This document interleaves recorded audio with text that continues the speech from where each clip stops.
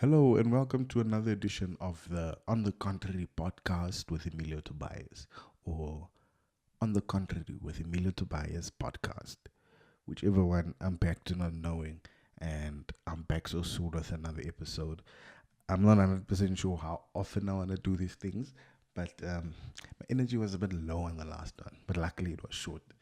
Um, Serious things going on in South Africa. We're currently busy with our election race, but like it's funny that although like there's a lot of activity and stuff with the elections, um I don't I don't I don't even see South Africans as excited about this election as what they were for America's election. I don't know if that shows like how unpatriotic South Africans are. Like we are we are very self-loathing people, generally speaking. Like, we are more intrigued by other people's love for their country than us just loving our country. And I'm not saying we don't love our country, but I mean, these are important elections for many people. People are coming out, and obviously everyone has their favorites. Everyone knows who they might vote for. Some people know definitely who they're voting for. Some people are starting to show a serious dislike for the parties they want to vote for. But there's a group of people who, like, I don't understand, because as soon as the party they want to vote for um, messes up, or there's like scandals of racism in a party, then boom, I'm not voting anymore because that was my only option. Then vote, like, I don't know if Kiss Party still exists. Vote for like the Kiss Party. The funny thing is, the Kiss Party is known for being the party to waste your vote on. I don't know how many seats they got there. Or like waste your vote on Cope or something. Help them get like a seat or two there in Parliament. So people are going around. EFF's campaign is seeming like to push a little bit. Figele Mbalula seems to have his hands tied with doing what do you call this thing? The state capture inquiry, and he's supposed to be the head of elections for the ANC, but we haven't been seeing a lot of that. Um, we haven't been seeing a lot of action. A couple of billboards here. I don't know. Maybe the media is just entertaining the EFF a bit more, because they may be a bit more entertaining, and the sound bites in the EFF conference or rally is a bit more sellable to the masses. So now, what I want to talk about today is something that was sparked by Julius Malema, and I don't think it's his first time insinuating that Indian people are racist, or saying that Indian people are generally racist. So, just so we know, and so that we know the tone of this discussion, we are generally speaking.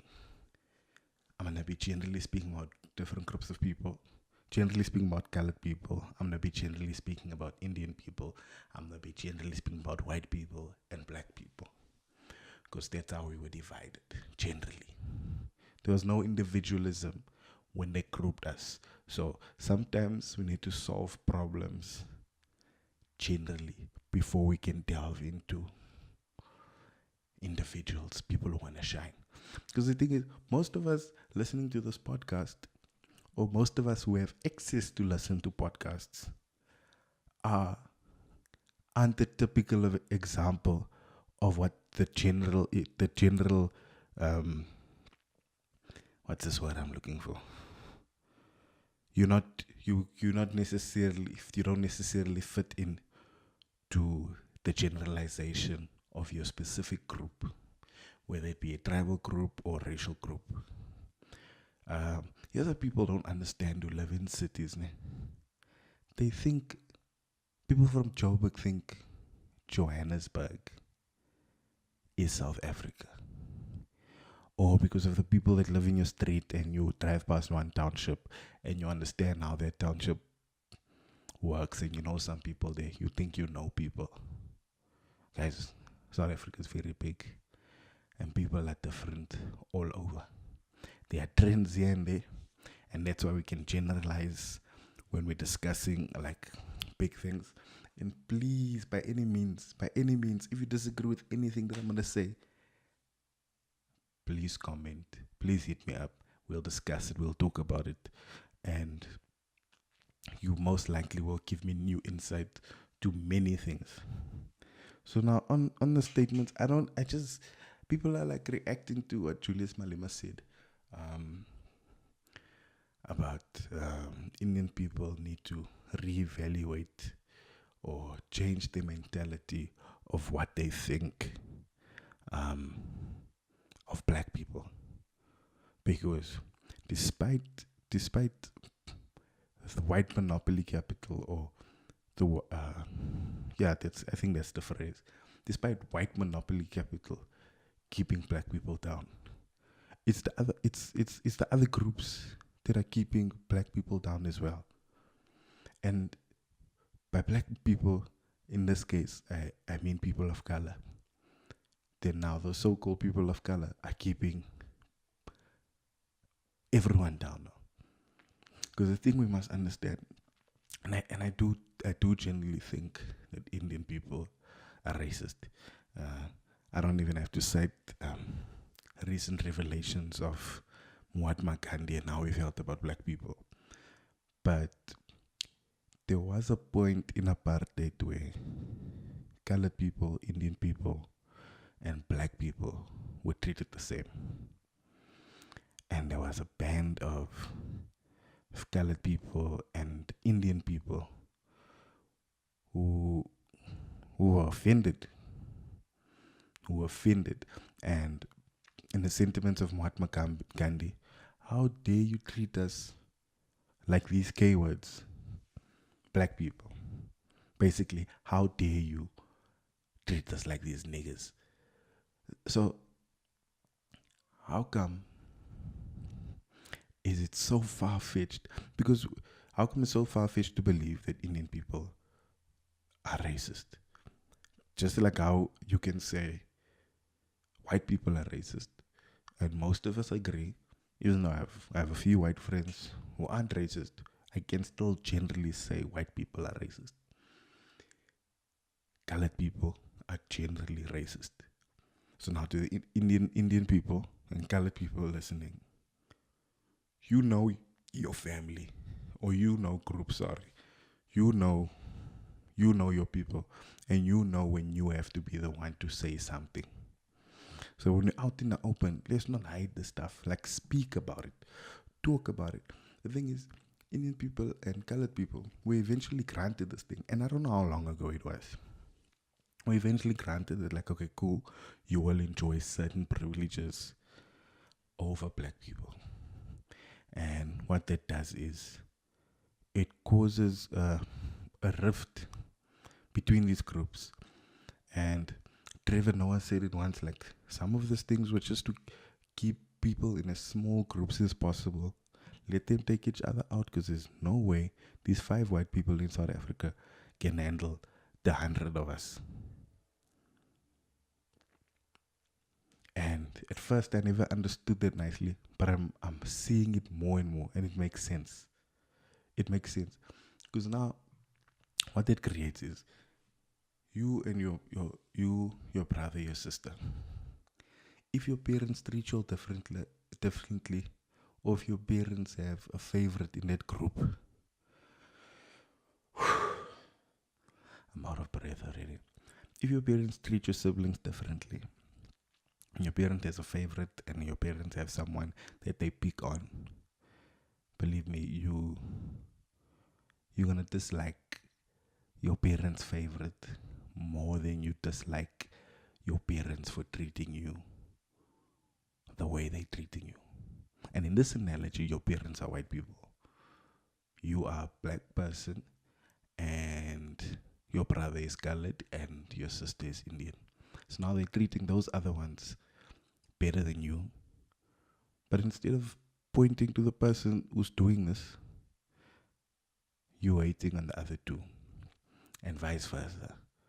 Indian people and colored people, literally, the reason why they're not as outspoken about injustices, and I'm not saying that there aren't people that are outspoken in these groups, but the reason why they're not as outspoken is because this conditioning has created this thing where you're sitting at home and you're thinking, should I fight for equality? But then you sit there and you're so grateful. You're so grateful for this little bit that you were given. Is that you can be content and be like, no, I'm not white, but I'm so happy that I'm not black. And I find the similarities in both Indian people and colored people. And I wanna delve into the differences I've picked up in growing up between how colored people and black people are with each other, and how Indian people and black people are with each other, and then the relationship between colored people and Indian people. So you see it like in the townships now, and like many people will not admit that Lenasia, Lens, is part of Soweto. Many people would not admit, and I say admit because admitting it would seem dishonorable or seem like we are part of them. Many colored people don't know or won't admit that El Dorado Park is Soweto. And as we know, the way Soweto is split up, Zulu people, few Zulu areas, few Sutu areas, Xhosa areas, Changani areas, Otsonga areas, Mabeged. And then there's a colored area and an Indian area. Now, I grew up both in Soweto, which is the black area, and El Dorado Park. If you see the differences in the houses they were given, like like something as small as giving colored people houses with toilets inside, it makes you feel like you're a more decent person, and you can literally sit in your house with a toilet and look down on people who have to walk outside to go pee. I grew up in both these areas, and I saw how people interacted with each other. I saw how, if you're in a group with a white person and he has that confidence, colored people have that confidence when they speak into black people. They speak down on them. And sometimes it's not even on purpose. It's just they're doing it subconsciously. They don't know that they're doing it. Like, so many people, when they speak to black people, they change their accent and simplify their sentences so much, and they don't notice that they're doing it. Most of them don't notice that they're doing it. Like, for me,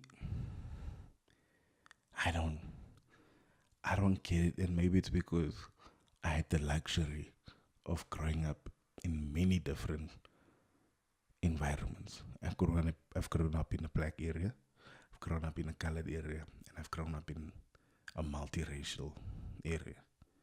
So those are the three places my childhood is spread around. And only when I moved to the mixed area, it was my first interaction with Indian people. I'd see Indian people now and then because they have shops now and then in the townships. But now there's a dynamic between Indian and colored people that is also strange. Because I think colored people look up to Indian people. And so many colored people cook Indian food every night in their homes because those are like the cousins that they most like. But for some reason, generally speaking, Indian people's image over colored people is slightly better. Like it's a stereotype, whether it's a good one or a bad one, that Indian people are doctors. Indian people own businesses, even though like we make just jokes about having shops and stuff. But Indian people own businesses, they own tuck shops, they doctors and accountants and all those things. So how come these two groups of people were treated the same? They ended up so vastly different. Because the thing is, Indian people came here as slaves even. Indian people came here as slaves, from my understanding. But now, how come these two groups of people are so different? And the only reason why we think they're so different is because we are not from all over. We haven't grown up all over. Like, my aunt who stays in Durban had a problem with the way the employment equity was set up, because when government institutions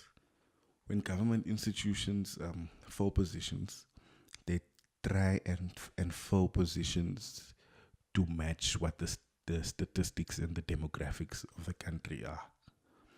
So if we are making up these numbers, if we are 66% black people and we are 22% white people and 15% colored people and 11% doesn't add up to 100, I know, Indian people, they will attempt by all means, even if they go a little over here and there,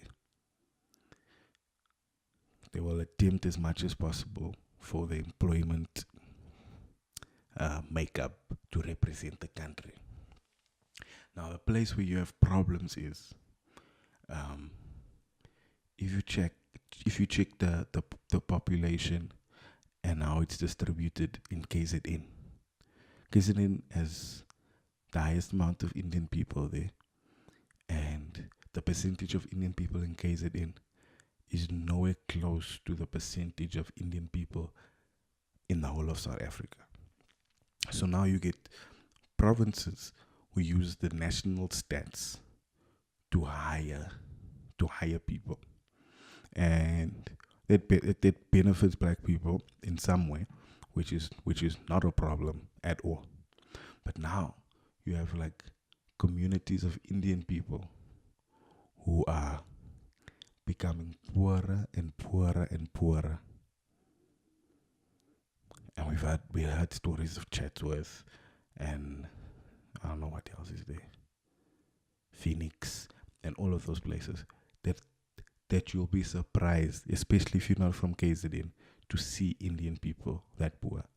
It's even shocking to see Indian people begging in town in Durban, because that's not something we're used to. And I think if you stay like in Johannesburg or Cape Town or like of the big cities, you realize the people who aren't from Joburg, which is a lot of people, the people who aren't from Joburg and they move to Joburg to find a better life, those are the ambitious ones from where they come from. Like, me personally, I've never seen a vendor person who's poor. I've never seen a vendor person who's unsuccessful. I only know, of the vendor people I know, all of them are successful. And you ask yourself why. It's because the vendor people that come here are the ambitious ones from there. And the thing is, if you're living in a different city, you're gonna work harder than a person who, if something goes wrong, they can just drive 20 minutes to their mother's house. Now you're here far away, and that's my feeling of what the success of Indian people in Johannesburg. Like, a lot of them are from Durban, but that's the ambitious ones. Those are the educated ones, the ones who can't find work in Durban. So you come here and you have the hardest working people in your group, and you all move to Johannesburg. And that's why it just seems like Indian people are successful, generally speaking. But if you go to Durban, and because of the way the employment equity stuff is set up, Indian people are being overlooked at a disproportionate level. I'm happy that I finally got a chance to use that word in a sentence. Then you move to Cape Town, and this is a new fact that I discovered maybe like 6-7 months ago. The biggest population in the Western Cape is colored people. I had no idea. Like, one naturally assumes that wherever you go, the biggest population is black people. But now, provinces are doing the same thing all over. If you look in now Cape Town now, where most of the people there, or the biggest population, are colored people. But government institutions are hiring using national statistics, which is making more. And there's a thing they're complaining about, colored people specifically. Black people from Eastern Cape are moving to the Western Cape now for jobs, because when people hire, when government institutions hire, they're using national statistics. So now colored people are being overlooked at a disproportionate rate. And not that I want less black people to get jobs, no. It's just now colored communities and Indian communities are suffering in the dark. And I don't know if no one cares, or if it's like we have bigger problems now. And I'm not saying and suggesting that black people aren't suffering, because they are. And I'll even say this. Although black people are in power, and that's partly that's who looks like the villain in this thing.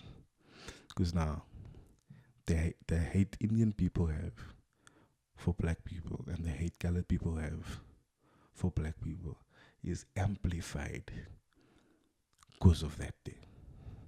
Because now, you must remember also now the behaviors of colored people, and now the difference that I want to get to about why are we seeing Indian people doing so well.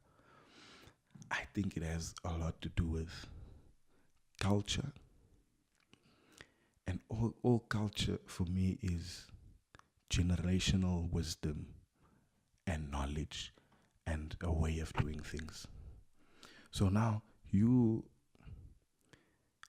a black person who's from the Zulu tribe, or whichever tribe, you had a father and all of these people to always tell you a man does this, a woman does this, or a lady does this, or when you want something, this is what you do.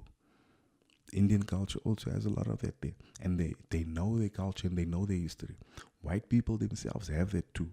When you want something, you do this. When you need to get something, you need to do this. I don't think colored people have that.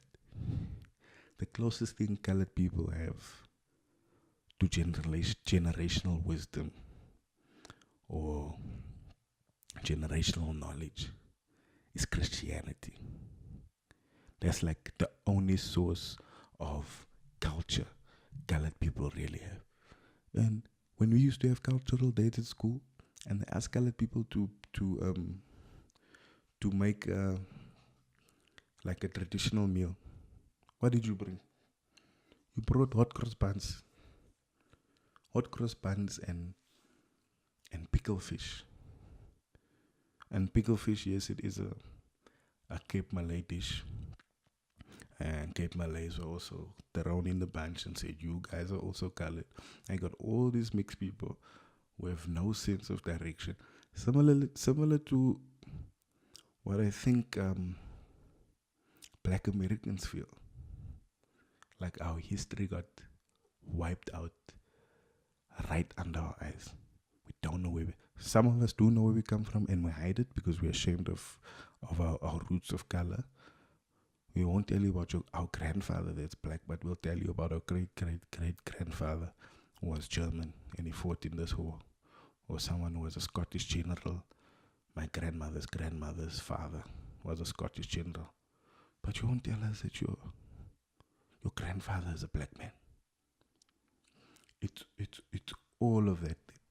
So now, not to defend Julius Malema or anything, because I don't think now is the time to go into detail about who's undercutting who in this democratic time we're living in. This man was basically saying, guys, let's change the way we look at black people, because we are stronger together. If we keep on doing this, white monopoly capital isn't gonna keep on exploiting us, because then we don't see the real enemy, or who's the visie varken verhaal. It's a, I don't know, Afrikaans saying. Thug life, man. So that's my wish as well. I just wish that people of color can just unite and see where our problems come from. Because this animosities between people of color, it goes both ways. It goes both ways. Like, people tell me, and I know this for myself, that the people who use the K word the most are colored people. Some black people have never heard a white person say the K word, but they've heard a colored person say it a few times. And why is a colored person saying that? Just to make themselves feel better, and not being able to identify who the true enemy is. And I'm not saying white people are the enemy, no. I'm saying white people pre-94, yeah, that was our enemy. And they're still triumphing over us, as long as we don't see each other and we don't see what has caused these divisions between us. And black people don't have time for colored people. Like, they don't have, like you would, like, a lot of black people, and let me not say a lot. I have come across many people, black people, who when they first meet me, they just expecting me to be racist. And they treat me a certain way, and sometimes it's minutes, sometimes it's hours, where they realize, oh, cool, this guy is not like, he's not like the others, he's one of us. So, let us unite, man, and at least not fight underneath each other. And sometimes you can say this to people. I spoke to someone today about this, and they were laughing at me talking about, like, how rough things are for colored people. And they were telling me, why don't I do something for my people? Like, I don't lie, that's like such an ignorant thing to say. Very ignorant. I'm not saying I don't want to do anything. Then I asked them if they know what the top system was, because then they brought up teenage pregnancy in the colored community. And all that is the generational knowledge thing. Because now, in our community, generally, we have very bad fathers. And that's only because their father never had anything to teach them, and their father's father never had anything to teach them, and so on and so on. Because there was a time, and black people as well, but there was a time when colored people were paid in alcohol. A teacher told me a story of what these clever people would do. So after the top system became illegal, this thing paying people with food and alcohol, after that became illegal, because they did make it illegal. Woohoo, lucky for us. After that became illegal, all these farmers would open bottle stores in the towns close by. So every second Friday fortnight, when people are getting paid, Everyone gets in a party. Hey guys, I'm going to town. Who wants to come with? And he goes, he stops in front of his liquor store and he pays everyone when they stop outside the liquor store. Okay, here's your 30 Rand, here's your 30 Rand. I even think that was way too much. Then where do these people go? They go spend 60% of their salaries on alcohol. They drink themselves stuck. They come home on Sunday and their wives don't know what happened to the money because this man is drinking his salary the whole time. So now imagine the long-term effects of that, of a system that paid people in alcohol.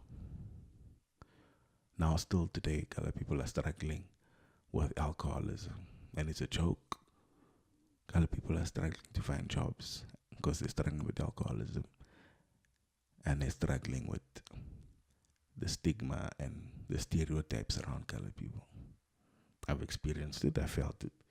I don't think I have a problem with alcohol, but I've been accused of. When I'm seen with a beer, people assume I'm on my fifth one. But anyway, that's not the point. So let us stick together, whoever we're voting for. Let us not lose sight of what we want, or let us not lose sight of what the goal is, and let us not fight amongst one another, because we can defeat white monopoly capital and maybe get our land back someday. So I think that's it for me today. I don't know the frequency of these podcasts. Sometimes can be 2 in 1 week or 1 after 2 weeks. I was sitting there thinking about all of this and I just needed to get it out. For those of you who have been listening, this is my, what do you call these? This is my therapy sessions. Because I always find a replacement for therapy. Everything except real therapy. But thank you for listening. If you're still listening, please comment, like, and share. And don't forget to comment on anything I've said that you disagree with. Because if I'm wrong, please definitely tell me so I can stop saying these things. But that was on my mind and I'm glad I could say it. A nice thing about this compared to just expressing myself on stage is I have no obligation to be funny. It's a nice place to get it out and maybe get my thoughts out there so that like I can hear myself speak, I can hear how it sounds, and then I can work on sharing my ideas on stage. But thank you for listening. This one's a bit longer than the one from the other day. But thank you. This was episode 4.